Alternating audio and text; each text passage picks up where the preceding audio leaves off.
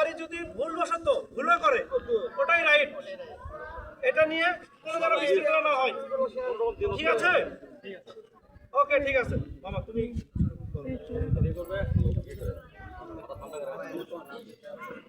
আসসালামু আলাইকুম।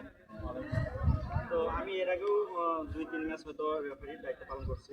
তো আজকে ফাইনাল ম্যাচে আমাকে দায়িত্ব দেওয়া হয়েছে। তো সবার দুই দলের কাছে একটা অনুরোধ যে খেলার ভিতরে কেউ কোনো বিশৃঙ্খলা করবো না। আর যেহেতু আমি রেফারির দায়িত্ব পালন করবো, ভুল ভ্রান্তি হতেই পারে। তো সেই ক্ষেত্রে ভুল যদি হয়ে থাকে, কারো যদি কমপ্লেন থাকে আমাকে জানাবা, ঠিক আছে? সেক্ষেত্রে আমি আমার 2টা লাইসেন্স আছে এবং আমি সহ 3 জনের ডিসিশন নিয়ে ডিসিশন আবার সেটা পরিবর্তন হতে পারে, ঠিক আছে? তো সেই ক্ষেত্রে নিজেরা কোনো ঝামেলা করার দরকার নেই। আমাকে জানাবা, আমি 2 পাশে 2টা লাইসেন্স আছে এবং আমি সহ সিদ্ধান্ত নিয়ে সেটা আবার সিদ্ধান্ত পরিবর্তন হতে পারে, ঠিক আছে? তো এই আর হচ্ছে যে খেলার ভিতরে কোনো বিশৃঙ্খলা করার কোনো চেষ্টা করবো না কেউ। আমি যে সিদ্ধান্ত নেবো সেটাই ঠিক, ঠিক আছে? এই পর্যন্ত। ওকে ওকে ওকে।